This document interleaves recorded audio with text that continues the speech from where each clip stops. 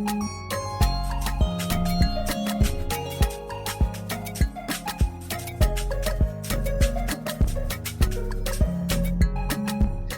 everybody. This is Paul Herman, the Prince of Motivation and host of Zaka Presents My Journey. We're creating this vulnerable and positive platform where you can get inspired and motivated from different leaders from our community. Today, our guest is licensed psychotherapist, certified in relationships, and best-selling author, Lena Derhally. How you doing today, Lena? I'm doing great. How are you, Paul? I'm doing fine. Can't complain. I mean, just enjoying the day and blessed to actually have you on the show today. Thank you so much. I really feel privileged and humbled to be here with you.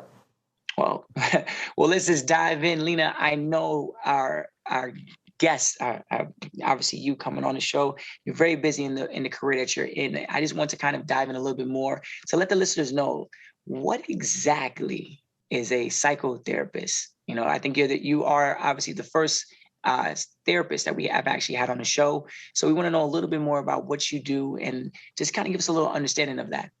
Yeah, so I'm a licensed psychotherapist and, like a psychologist or a counselor. I help people with all kinds of different issues and problems from, anxiety to trauma to difficult life transitions. I have a specialty in something called Imago relationship therapy, in which I'm certified in.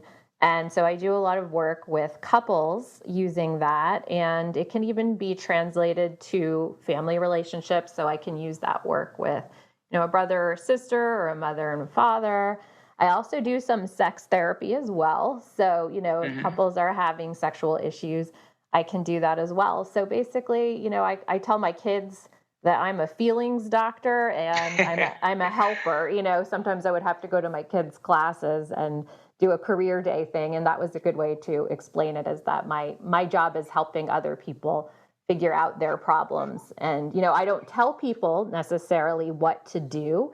Being a therapist means that you guide people by asking them questions and helping them figure out what is the best path for them. And so my role is basically to help people figure out what is the best path for me? And only the individual or the couple can make that decision. Now, just out of curiosity, a normal day for you, when does it start? Are you in an office? I mean, I know with the pandemic, I know things have probably changed up a little bit, but is it something to the point where you're actually on calls with these clients of yours that you're working with? Or is it something that you actually have to go home visits? Like, how demanding are we talking? So that's a great question, because the pandemic, has changed everything for so many people. And I have young children who were not in school basically for a year. And so that changed my career and how I did things. But I think the great thing about my job is that it's flexible. And, I'm an author as well as a therapist. And I just finished my second book in August. And it was challenging trying to balance seeing my clients over Zoom, having children at home 24/7, and then writing a book on top of that. That is a nonfiction book, and that requires a heavy amount of research and interviewing other experts. And so it was difficult, but because I am more or less my own boss, I can dictate how I use my time. And so that was actually super helpful during the pandemic, that I could say, okay, I can see clients, in this window of time. And then I'll do school with my kids in this window of time. And then I'll write my book in this window of time. So I actually feel really grateful that technology and flexibility has allowed me to continue a career even with having children at home. Wow. Juggling a lot of things. You definitely are a super mom, and which we're going to talk about a little bit later on the show. But congratulations on that. Now, peel back a little bit more for me. Like, I know that your parents, where are they actually from? Where they originated from? So my dad is from Bethlehem in Palestine, and my mom is from small town Indiana. But she has more of like Welsh, English, Scottish blood in her. But my immigrant story is from my father, who came to the U.S. when he was 15 years old from Bethlehem, Palestine. And what encouraged him? What obviously was his focus on coming to America? Like, what was the thing that kind of drove him to say, let me leave where I am right now, possibly family and friends, to come over here? Well, it was all his father. So at the time, his my dad is the oldest of five kids. So he was 15 years old when he left Palestine, and his youngest sibling was 5. And my grandfather just, kind of was foreseeing that they could have a better life and better opportunity in America. The political situation in Palestine, even to this day, has always been fraught. Many Palestinians have since left Palestine because of the conflict. And so, my grandfather, I think, just believed that they would have a better life. So they moved to Waterbury, Connecticut, which was a very working class place. And my great grandfather was actually the mayor of Bethlehem. And so we had this really, rich political history. My father was born in the Church of Nativity, which is where Jesus Christ was, and so we had this real rich history and came from this prominent family in Palestine. But yet when they came to Waterbury, my grandfather ended up working overnight shifts at a chemical company where he was in the lab testing metals from about 6 p.m. to 7 a.m., which left my grandmother, who, was holding down the fort at home with all 5 kids. Now, when my grandfather would come home from his shift at 7 in the morning, he would right away take the children to school. And then he would sleep from 8:30 in the morning to about 3:30 in the afternoon. And so that was sort of, his life. It wasn't very glamorous, but I think it's the story of sort of what happens when, the immigrant comes to America. And I think I'll get into it and elaborate, of course, but I think that was what set the path for my father, who became extremely successful. I think it's also important to note that my father spoke no English when he came here at 15. And just as a little fast forward, he ended up getting his PhD at Tufts at the Fletcher School of Law and Diplomacy. So just to think that he came to, Waterbury, Connecticut from Palestine at 15, speaking no English, to getting his PhD at Tufts, I think it's incredible. Wow. And the apple doesn't fall too far from the tree. I could see that. Your father, that's just the story of your father and just him. And obviously we didn't dive too much into it, but, just the story of just him coming over here, being 15, believing in his father in the journey of where they were coming from, to then, like you said, graduating from Tufts with a PhD. And not even speaking English. That just goes to show like the persistence that your father had in regards to being successful and to make sure that he was establishing himself strongly out here in the United States, and obviously for his family as well too. Now, with all that being said, I know that with his journey, your family's journey, you obviously as well too, you went to school. What school did you go to? College-wise? I went to Lehigh University in Bethlehem, Pennsylvania, and then I did 2 graduate degrees, one at Fordham University in Communications and Media Studies, and then one at Loyola College I had a master's in what's called pastoral counseling. So I was doing spiritual and holistic counseling, and I was working, with cancer patients and doing end-of-life care in my graduate work. And on this journey, who inspired you to become a psychotherapist? I always wanted to help people, and I had 2 competing interests. One, I was very interested in writing and communications and media and entertainment. I spent part of my time in my 20s as a professional DJ and dabbling in improv, and I did some extra work on Saturday Night Live. And so I had this sort of performance and writing and creative artistry that was one interest of mine, but I also had a genuine desire to help people. I was very much drawn to helping people where I saw that there was a lot of suffering. And so while I was doing my first graduate degree at Fordham, I was volunteering in pediatric oncology at a well-known cancer hospital in New York City called Sloan Kettering.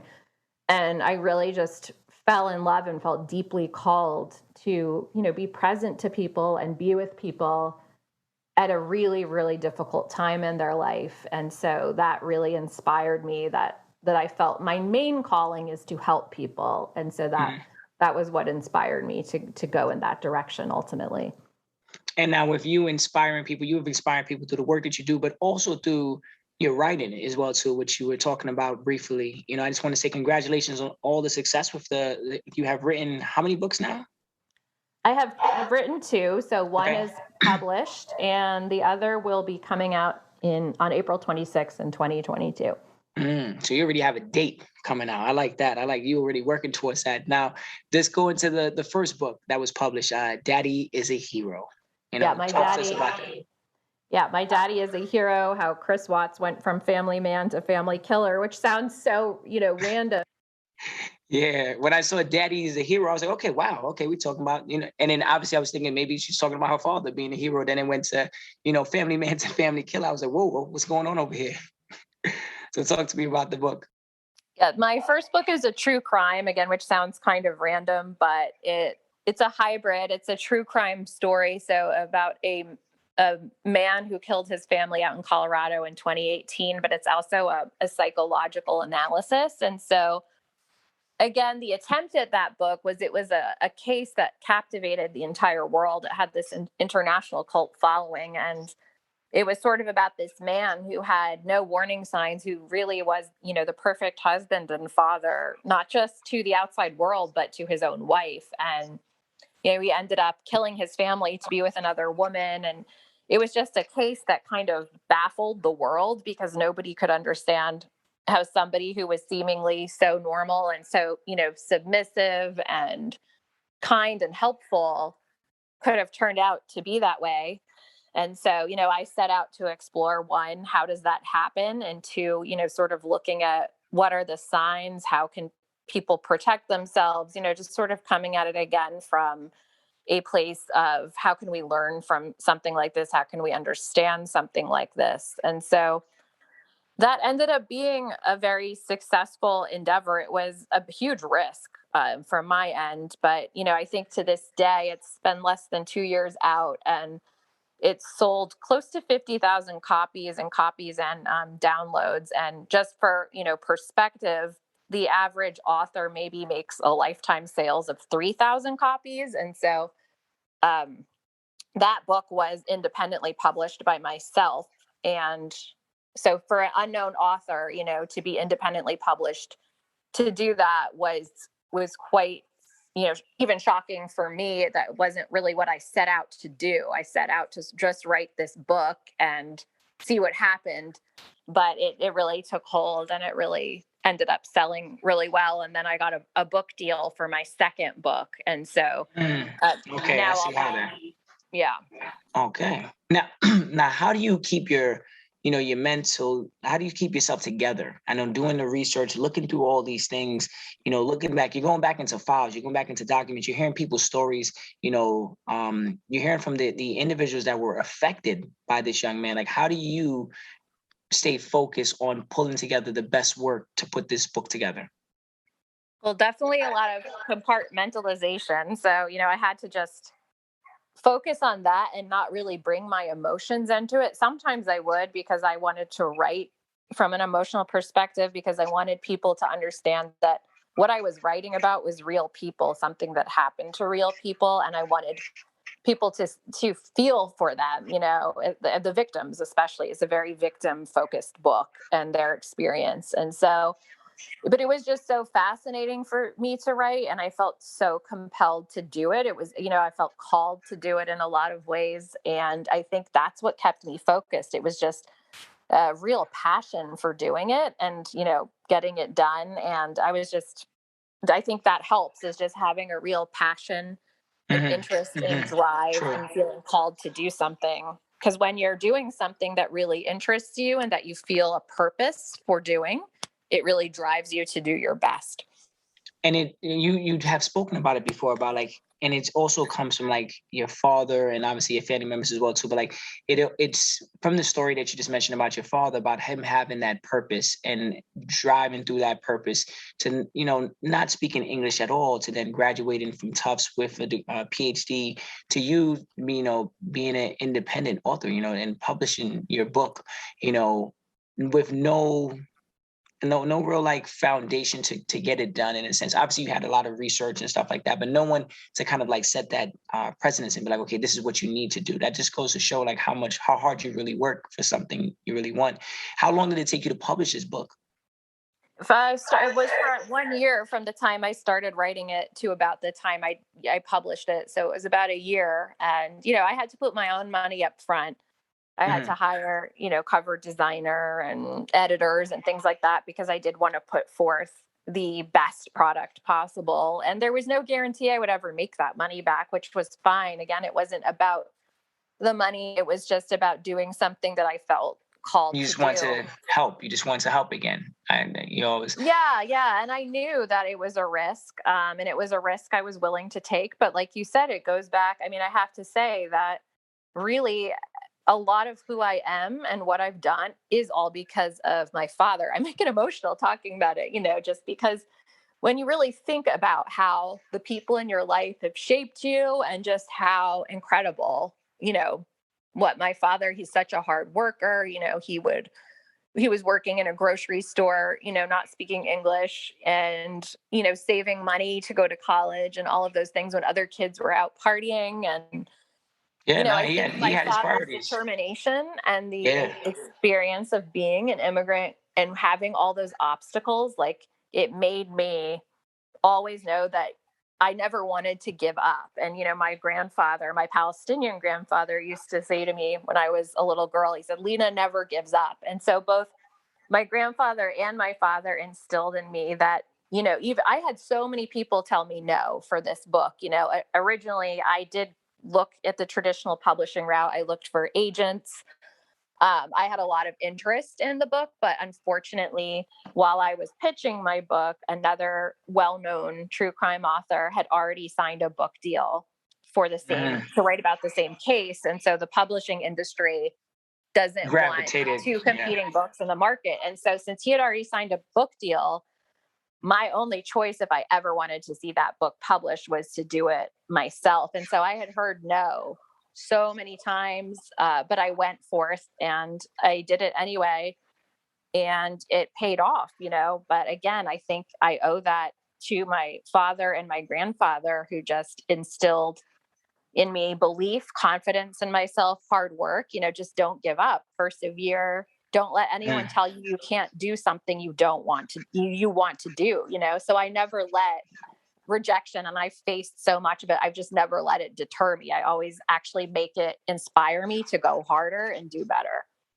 And this kind of push you to be that entrepreneur that you are. You wear multiple hats. And then from reading your bio and obviously hearing about your book that you're writing now currently, and the book that you did publish already, and just hearing that story about how you had to kind of go through that, knowing that there was a roadblock where they were like, look, we can't go further with this book. You had to go do it on your own, and to pull in your own finances, and to that's when sometimes as artists, as entrepreneurs, as someone trying to follow like their dream and their passion, it is very hard when you have to make a financial contribution, a larger financial contribution than you possibly could think of.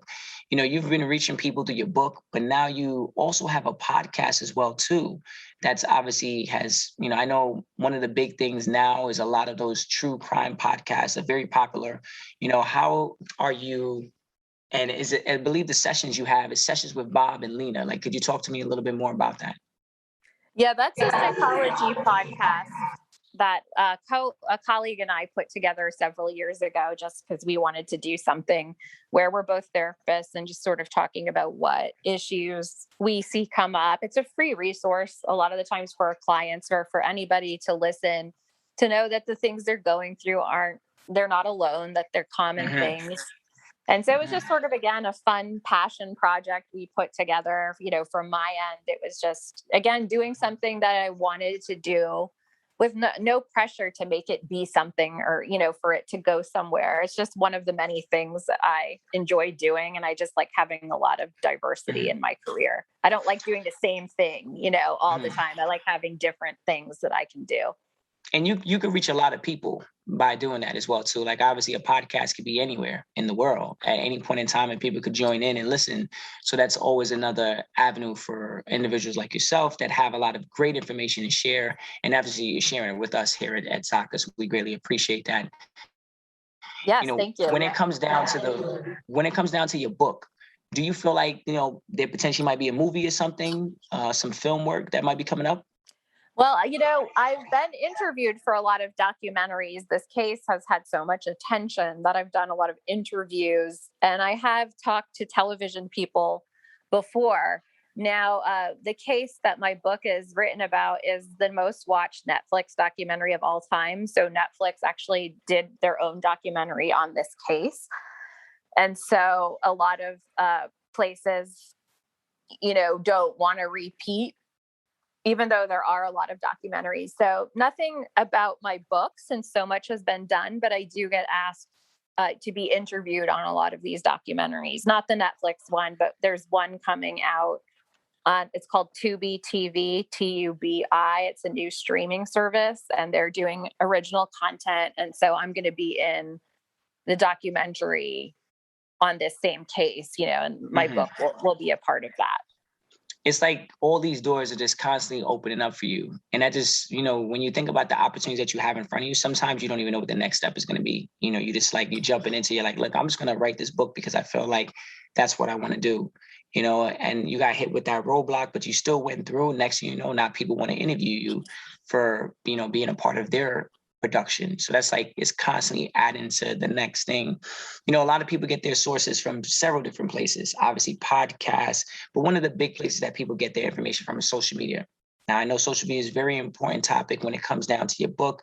How do you, when talking about what's the biggest concern in social media, and psychotherapists, what is your feel on social media when it comes down to your perspective?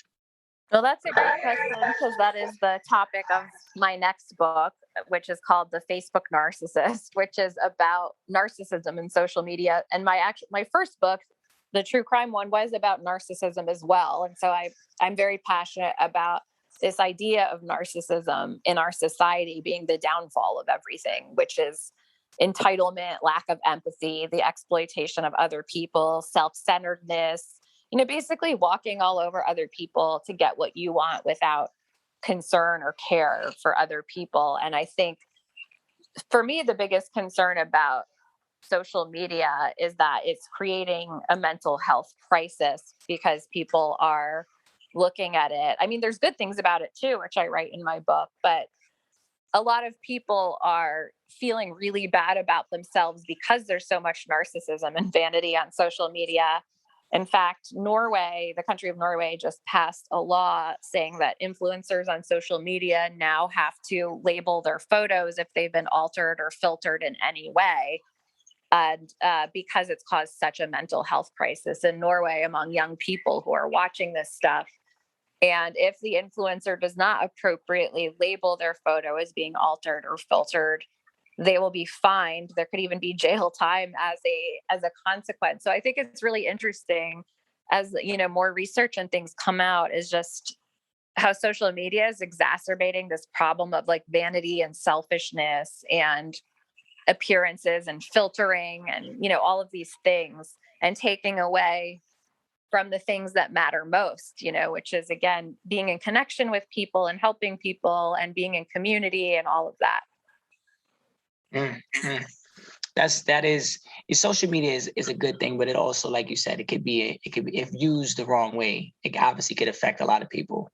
Do you feel like you have a lot of people coming in that you speak to and work with, whether it be the couples or just in general, individuals coming to you directly? Do you feel like a lot of them have been influenced or obviously hurt by what's going on in social media? For sure. I think, a big thing for people is the comparison factor of social media. So a lot of people will look and they'll compare themselves to other couples, to other people, and then they'll feel bad about themselves. And again, I kind of describe this in my book, is that a lot of what people see on social media is a false narrative, and you're not getting the whole picture. You're not seeing the whole thing. People are putting, their best life, and sometimes they're not even being genuine about it. And so people see that and they compare themselves to it, and then they start to think of themselves as a failure. Mm-hmm. And so I think it's important, for people to, again, use social media mindfully in a way that doesn't make them feel bad about themselves or make them feel less than. And knowing to check out of social media. I think that's a very important thing, where people are just kind of glued to their phones and they're obviously getting all their information. And obviously sometimes when it comes down to social media, what you see on social media is not obviously reality sometimes, and some people, like you said, the comparison game comes in. And if you're an artist, if you're an entrepreneur, if you're building something, if you're growing, working on a relationship, or even just trying to excel within your own life, it is very hard to kind of not look to your left and your right. But when you start to like kind of like dwell in it, it definitely does take a toll on you. You mentioned about narcissism. How could someone in society like today, like what are some of the ways someone could kind of like spot a narcissist?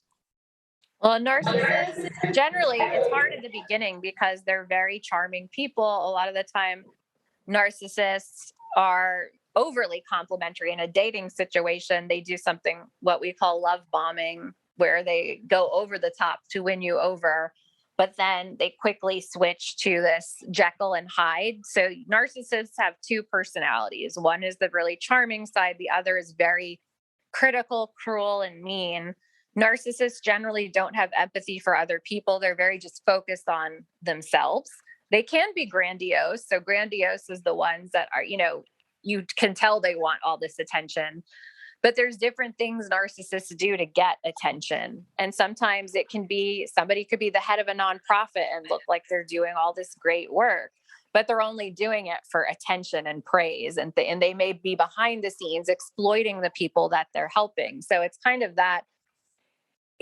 hard to spot at first, but basically a narcissist is somebody who does things only for personal gain, and they can be cruel to other people, hot and cold, manipulative, entitled, things like that. So it's basically characterized by just a general lack of empathy and entitlement, but it can look different, so somebody could be in a relationship with a narcissist and they may not be this grandiose person commanding attention, but behind closed doors, they can be very cruel and critical and demeaning. And so again, it's not just about vanity or the presentation of vanity. It's more about how they treat other people and how they only care about themselves.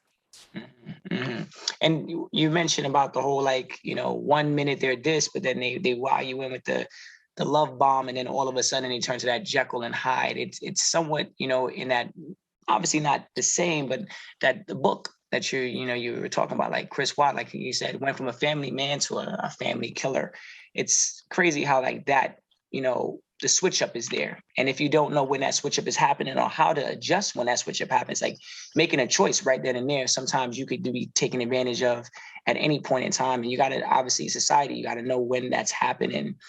As a mother at first, and obviously like a psychotherapist second, what kind of keeps you up at night, for the past 2 years? I mean, I know that society, the world has been impacted heavily, just ridiculously within regards to the pandemic, the global pandemic, and obviously social media engagement, the consumption of social media.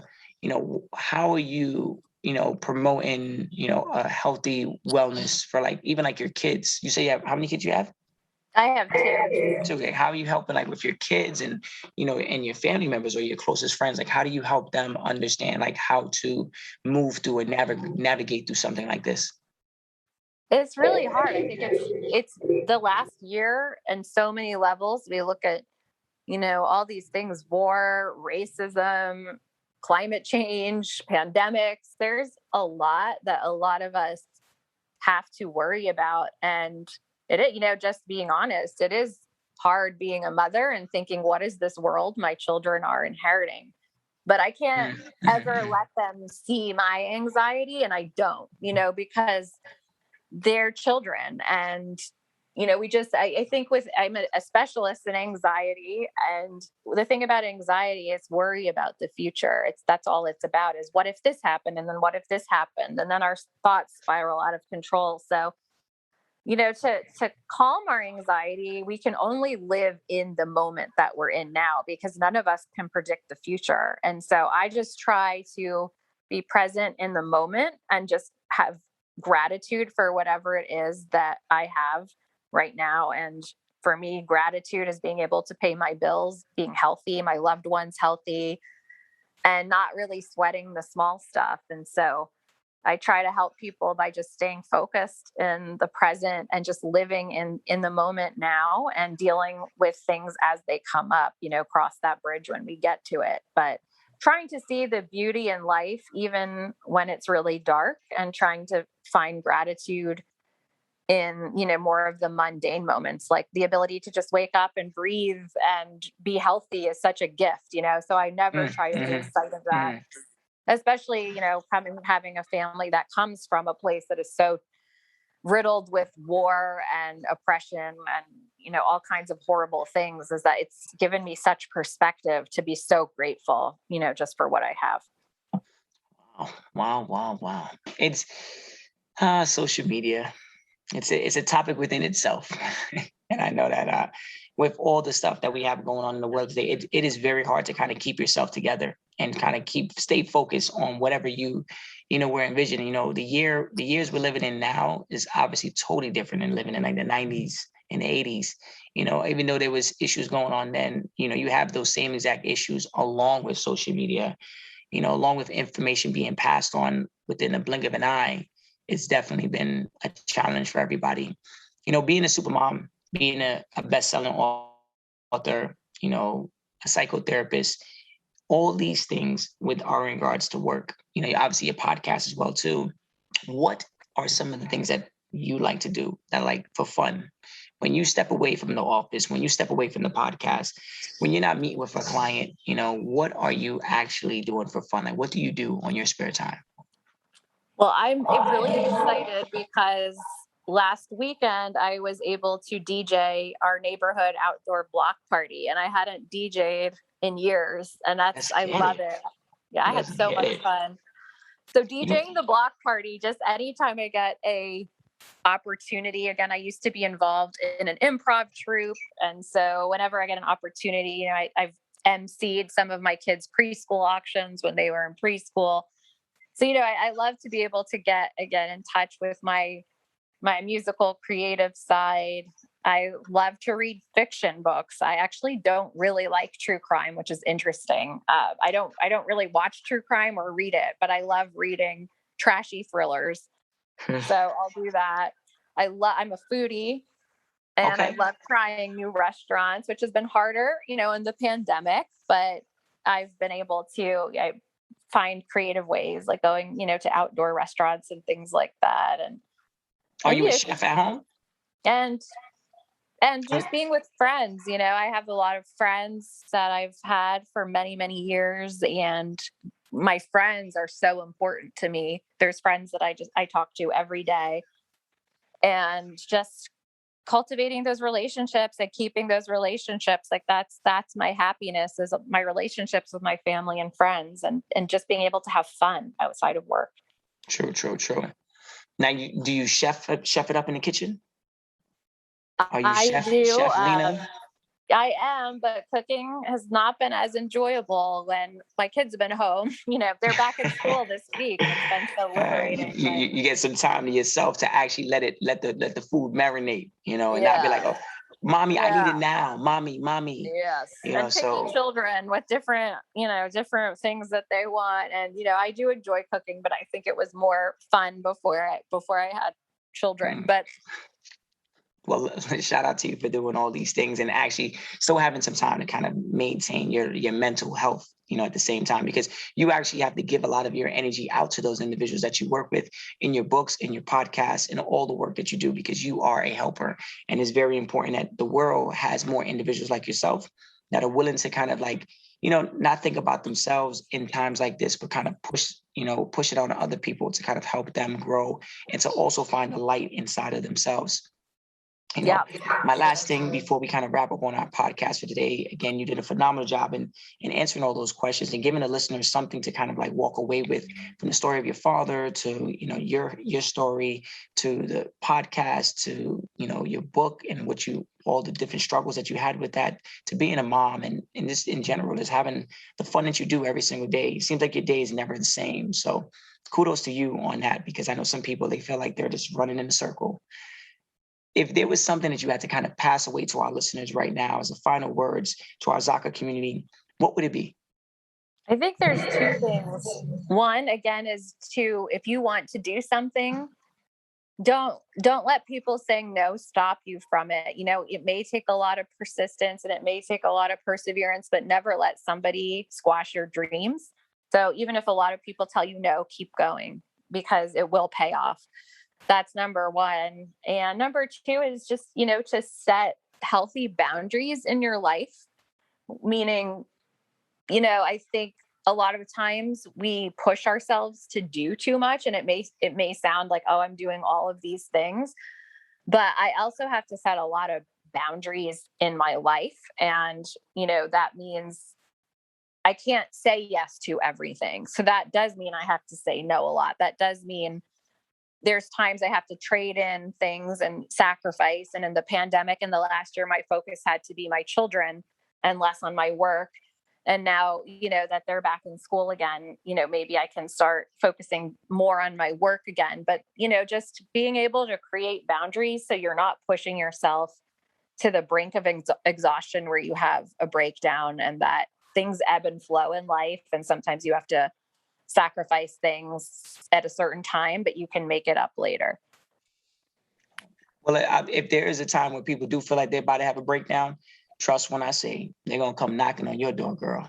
Because you definitely the individual that can definitely put people in their right perspective and help them out. Again, Lena, thank you so much for being a part of the podcast today and actually sharing your journey, your story, and sharing other stories that were going to be very influential to our listeners. You know, I just want to say again from the bottom of our heart, thank you again for dedicating this time. If you want to hear more stories like Lena, check us out on ZakaConnect.com or follow our feed Zaka wherever you listen to your podcast. Again, Lena, thank you for joining us on the show. Thank you guys so much.